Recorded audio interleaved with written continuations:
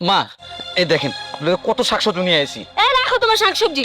দেখো তো ছোট বোনা জামাই কত কিছু নিয়েছে, 6 6 12 কেজি মিষ্টি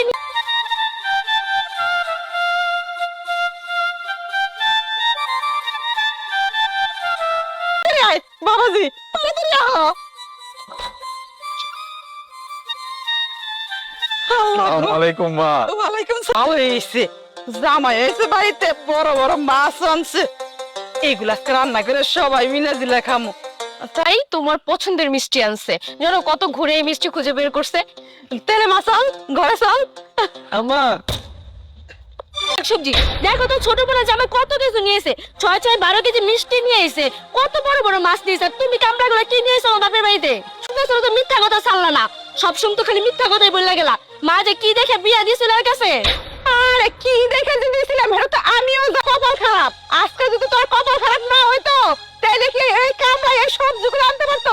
এই কামরার বাচ্চা, আমি কি ডেলে ডেলে সব দিছি? চাকরিজীবী জামার কাছে বিয়ে দিছি, এর কাছে যদি বিয়ে না দিতাম তাহলে কি এই বড় বড় মাছ আমি চোখে দেখতাম? দেখতাম না। এই কামরার বাচ্চা মানে প্রথম শ্বশুর বাড়ি আইনি, তোর আমি কোনোদিনও শিখাইতে পারলাম না। কেমনে তোর শিখাবো কয় দেখি? চাষার বাচ্চা, তুই এইগুলো আনছিস না, আজকে এইগুলো আনতে পারো না, ঘুমাইতে পারো না, খাইতে পারো না। আমি তো তোমার কাছে বিষ। এই যে দেখো আমি কি এমনি ছিলে? তোমার বড় মেয়ের জামাই কি আনছে আর তোমার ছোট মেয়ের জামাইরে দেখে শিখবার কত তোমার বড় মেয়ের জামাই রে। ও, এই এত বড় বড় মাছ এই ছোট জামাই নিয়েছে? আমি জানতাম আমার এই জামাই নেই, এই শাকসবজি ছাড়া অন্য কিছু নিয়েছে। আচ্ছা একটু কাচ্চি মাছও তো আনা পারতি। কাচ্চি মাছ খাওয়াইবো তোমার বড় না? এখন খারাপ হয়েছে, লজ্জা লাগে না তো? এই এই এই সবজি মুজি নিয়ে তখন বাড়ি যা, দরকার নেই। আমার ছোট জামাই আছে, এর হলো মাছ। এইগুলো দেখো না তুমি, দেখতে তো ভালো লাগতেছে, খাইতে আরো ভালো লাগবো। মাথা রাখছিল। এই তুই খারাপ হয়েছিস কেন? যা তোকে বাড়ি যা। কি রে তুই করেন অনেক হয়েছে, অনেক অপমান করছেন।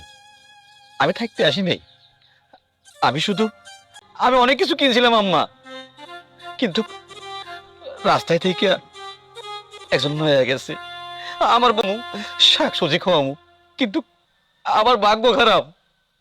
কিনে না ঠিকই বসে আছিলাম, কিছুক্ষণ পরে দেখি আমি তো কামলা, আমার কোনো মূল্য নাই। কামলা কত মোহের কথা কোনো মূল্য থাকে না। আজকে গরিব বইলা আপনার মেয়েও দেখতে পারে না, আপনারাও দেখতে পারেন না।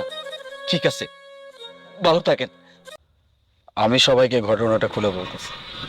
আরে তুমি কই? তোমার জন্য আমি রাস্তায় দাঁড়ায় আছি।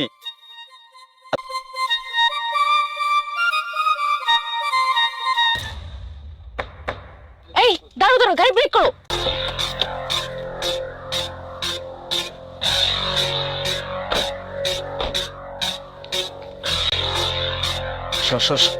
ব্যাগটা না।